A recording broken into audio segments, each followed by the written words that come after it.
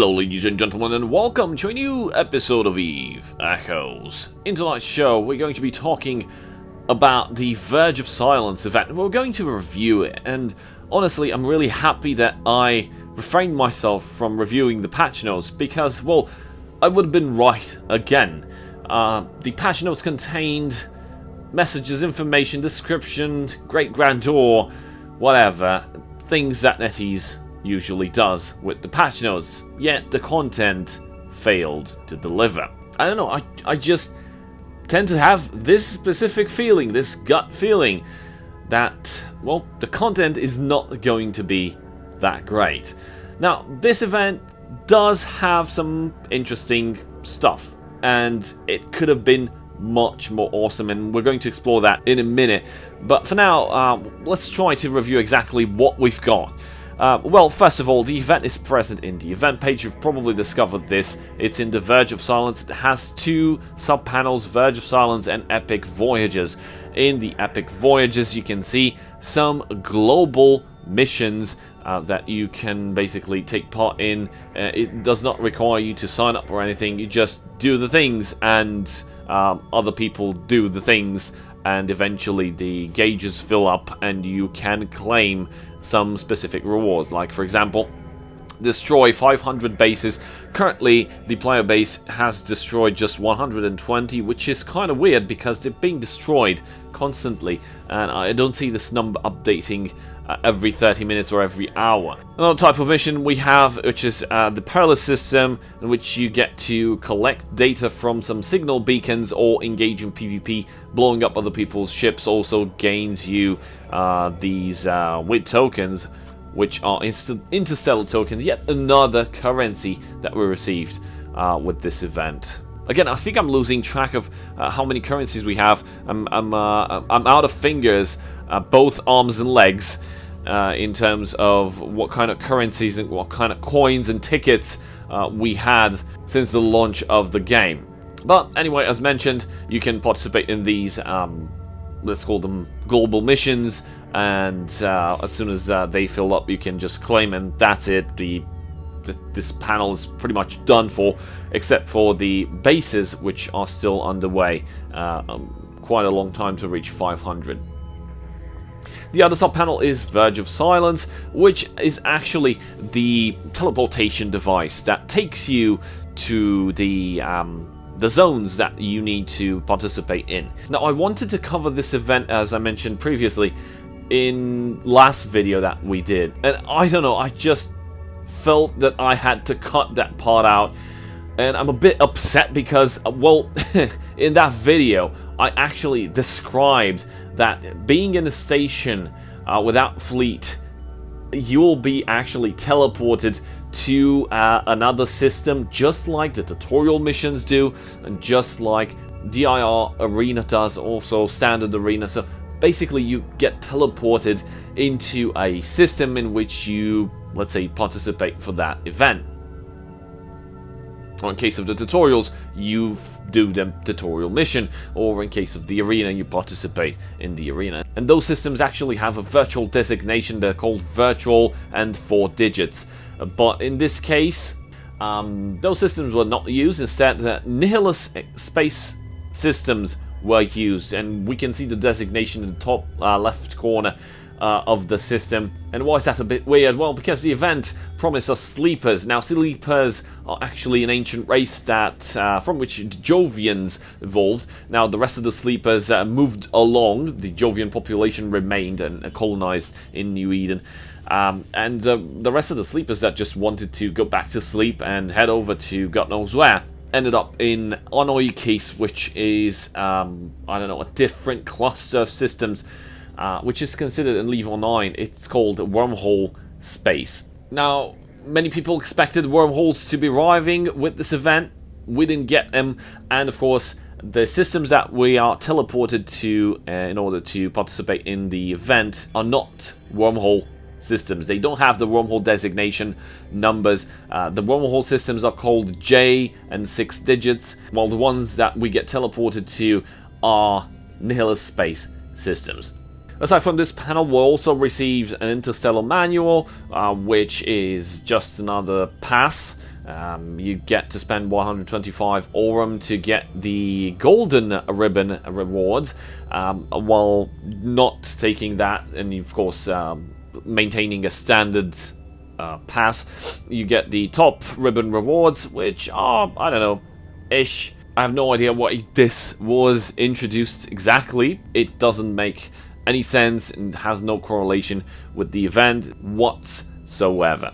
We also got a 7-day login rewards, which is kind of neat, but again, does not have any connection to the actual event.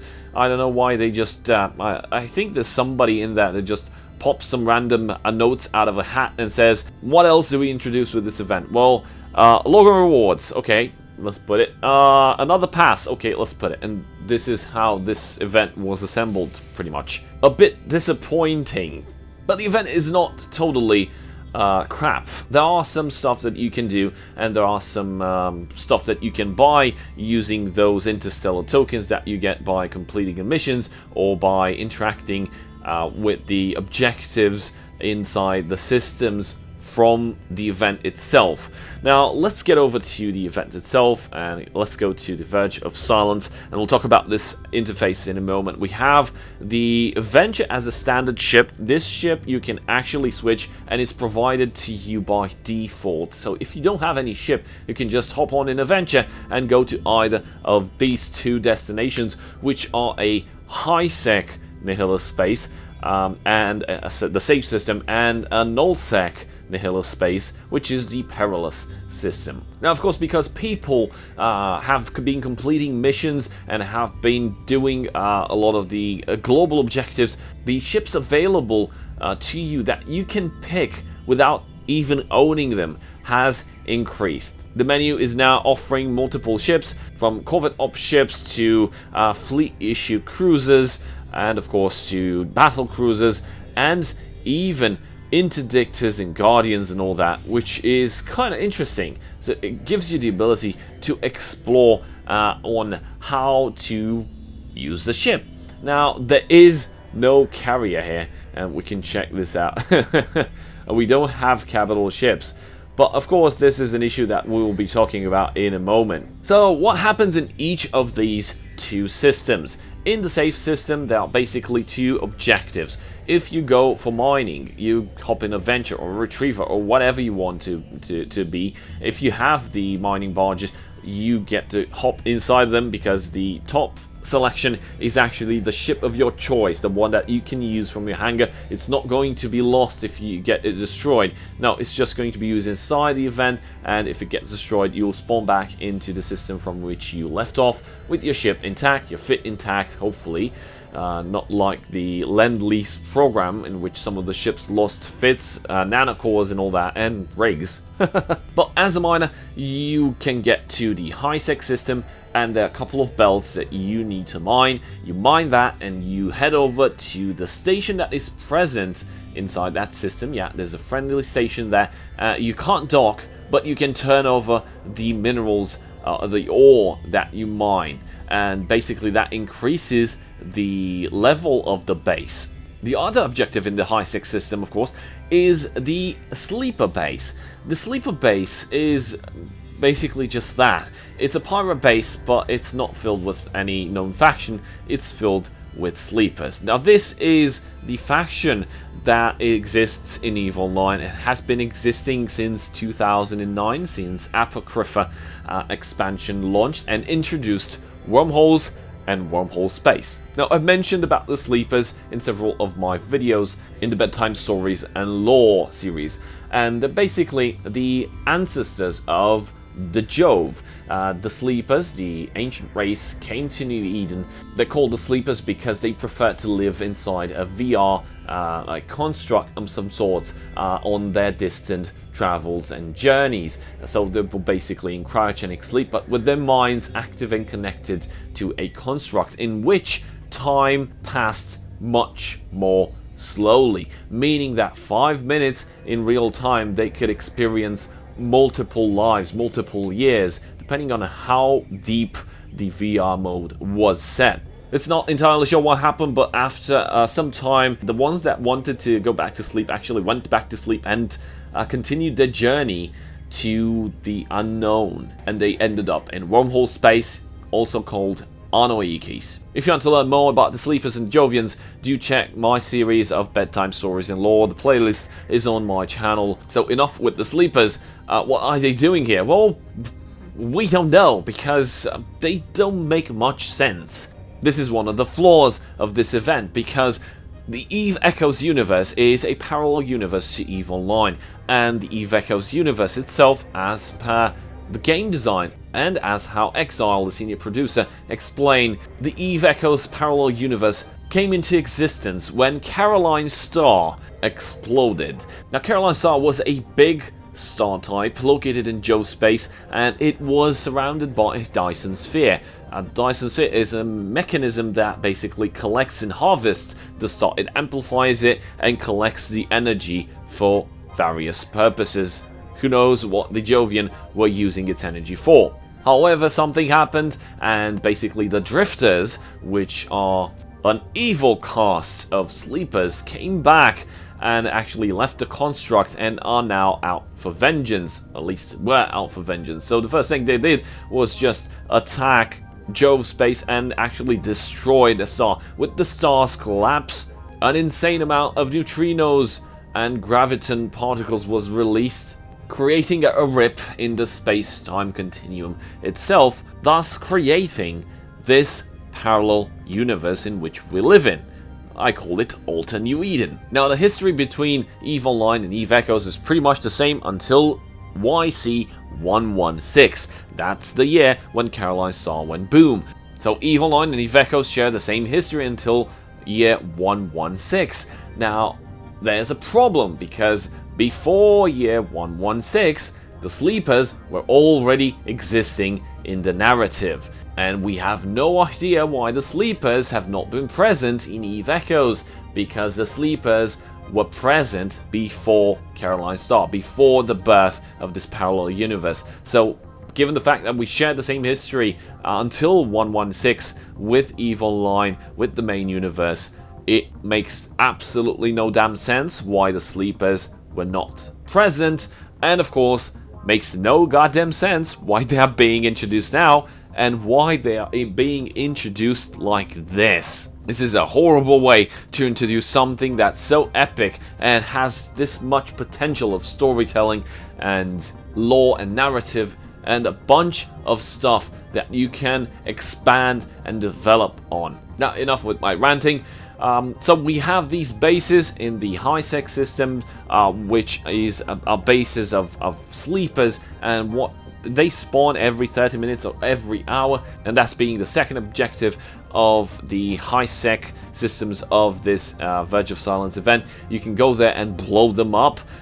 You get some points per each sleeper kill, or also you get some points per each elite sleeper kill, plus elite sleeper kills also give kill assists, so whoever shoots it also gets some points. But these high-sec systems inside the event are constantly full, and there are players, 40, 90 players, just camping the hell out of those bases, and the Sleepers, actually the NPCs, just spawn, and in less than 3 minutes the bases are entirely cleared up. If you don't have a good ship with high damage and insta-locking capabilities, you won't even manage to lock onto something, because they will be dead even before you manage to lock onto something. So the high-sec part of this event doesn't completely suck, but it sucks. Now let's move over to the null-sec part, the perilous system of this event. Well, basically this also consists of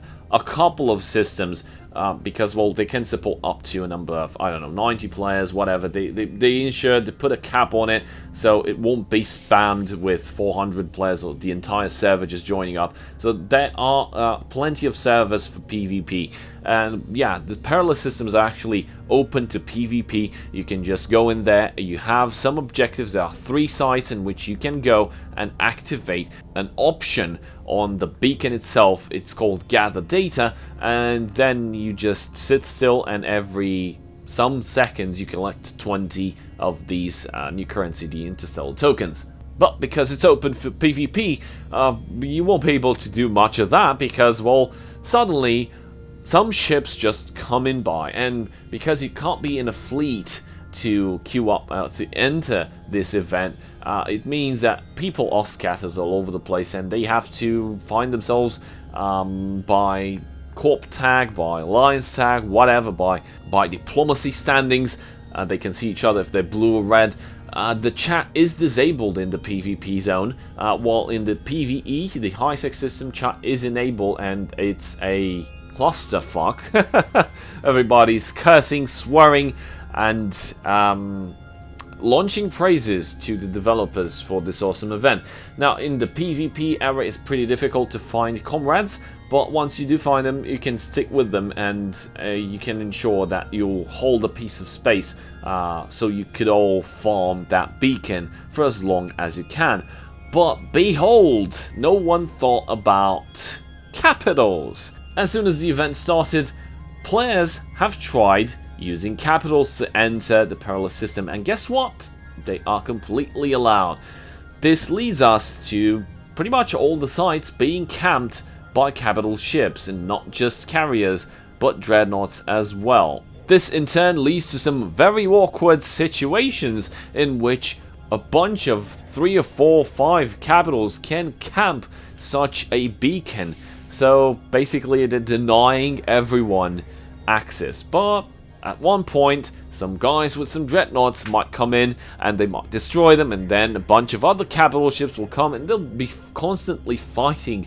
And I guess this was the intended purpose of this specific system, to everyone just kill each other off like madmen. So I'd say the PvP aspect would be good, but, well, we have to consider that in patch notes it said that you need to be tech level 4, so sure, you can be tech level 5, so what happens if you join the perilous system? Well, you're kind of fucked, because you just warp in and die.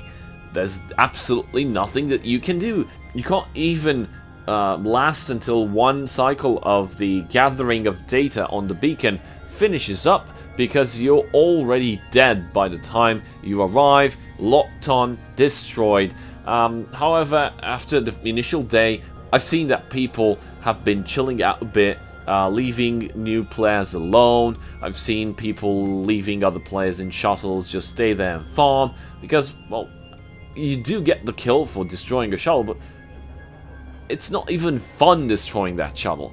Anyway, the capitals camping, spamming these perilous systems are indeed a problem, and we'll get to the problem itself and how can it be fixed, because it wouldn't have been actually that great just to ban capitals, or would it? On that subject, why not just create some brackets, like we've mentioned how DIR should function. With brackets, players of the SM tech level can join up and go inside the systems defined by brackets again, and that would make sense. But this is just a fix to another fix to another fix.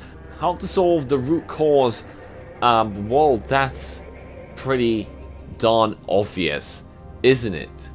Who the hell designed this event that it would be just these systems contained? I mean, if you have an event of such magnitude introducing sleepers, why not make it cluster-wide, New Eden-wide? Make it so that those sensor towers are scannable, giving people well, exploration content, of course, being in high sec, being in low sec, being in no sec, of course, PvP opportunities in high sec, stealing stuff, just like the Halloween event. This could have been an improvement of the Halloween event, making it server-wide, cluster-wide. Basically, New Eden is now seeing sleepers. You have to find them, you have to destroy them, you have to whatever, but not make this event contained in some systems that you get teleported to, like an arena, in which you allow every other ship, including capitals, to just camp there. And this basically renders the event static. This is not a dynamic event, this is a static event. All the content is in there. All the content is not in the rest of the game. And if this event would have been New Eden wide, with every constellation system, whatever region having chances to spawn, or to, you know, you'd have to find them using exploration skills and scanning them down, this would have solved the problem with capitals and with bigger ships. I mean, sure, you might go there, investigate, and some guys with a fleet of battleships would come by. Well, yeah, you can just run off. You gathered some tokens, you gathered some data, and now the big boys came, and you have to move along, find another site. Or maybe you are with the fleet yourself, and you are pretty much expecting somebody to come in and try to take this from you, but you've got the upper hand and you're going to blow them up. And of course, in nullsec, players might just count them with capitals because they want to secure their position and secure the sites that they have found, which is fine. It's pretty normal. But what we have is not normal and is crap. Again, this is something that was implemented by NetEase with poor consideration to the actual player base, with poor design choices. It could have been so much better. It could have been amazing. But all is not lost. How is that? Well, let's say we found an exploit. Well, it's not really an exploit since capitals are allowed inside of the systems. Well, this might also work and could be a feature and not an exploit. What happens is you can get a cloaky ship, like my Stratius right here, and you can go inside the Perilous system, or Stratius, an Arbitrator Covert Ops, an Explorer frigate, a Covert Ops frigate, whatever, using a cloak that usually can also move pretty fast with a cloak, and this basically reduces the number to ships utilizing Covert Ops cloaking devices. I will be activating my cloaking device. I'm becoming right now cloaked, and I will not care what happens in those locations. I will basically warp to, let's say, 50 kilometers, and I will look at the arrangement of wrecks, because there's a ton of wrecks in these areas. It's basically just like a freaking graveyard. Imagine the elephant graveyard from Lion King. It's exactly how these sites look like, because there's constant battles, and well, in my opinion, the devs should have completely eliminated wrecks, drops. Basically, you can't exit these systems with any loot that you collect, so having wrecks inside this space is just downright awful. It creates lag, it creates, I've seen over 200 wrecks in one of these sites, and it was lagging like hell. So they could have just removed them completely.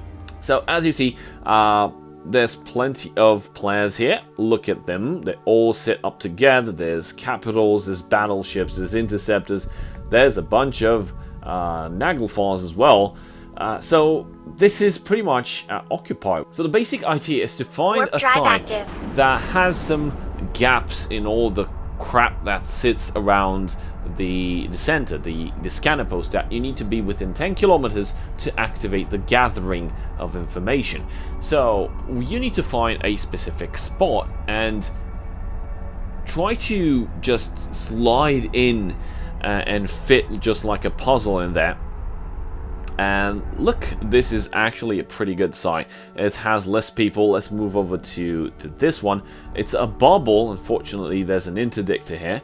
So what we will do, we'll move into position. We're already at 20 kilometers from the site itself, the center of the site. So we'll go near 10 kilometers into a direction that will, hopefully, we will not be decloaked by any drones or any other thing. And we will begin harvesting. We will begin the gathering of data, because you can do that while being cloaked. Yes, this is the exploit, or the hidden mechanic, or the feature, whatever that may be. And you can just sit at 10 kilometers and, yeah, collect tokens while being cloaked. This is the only way in which you can avoid the clusterfuck that is the camping with all the battleships and all the carriers and dreadnoughts. This is the only way in which you can farm peacefully. And I just got decloaked, and I'm probably going to get targeted and destroyed. But yep, I managed to cloak myself back up. I'm going to move into position. Let's try to get into this other direction, so these interceptor will not be able to scan me down and actually move into my position and decloak me again. So right now I'm in the scanner post. I will try to gather data, and here I am. I can do this fine. Having the interface with the combat grid on actually allows you to see the distance between any other object in space. So this basically helps you keep a low profile and stay within range of the object that you need, and stay out of range of the objects that will decloak you. This includes other ships and wrecks as mentioned previously. I think you can farm 1.5k tokens per hour. So if you just want to sit AFK, just hop in a covert ops ship, move over to one of these sites, get in 10km range, activate the gathering, which you can do by, I think I showed it already, tap on the scanner post, and there's collecting, gather information, gather data, and you'll just be acquiring tokens. I hope this helps you guys, so just go try to collect as many points as you can, try to get as many of those crates and keys from the store, and enjoy the rewards because the event is pretty shit. Don't forget about our community question of the week, and this week's question is, what's your preferred method of tanking? Is it shield or is it armor, or after the balance patch have you switched between them? Drop a comment below with your in-game name, character ID, and the answer to the question, and get a shot at winning one of the 3 Omega combo clones that I'm giving out every week.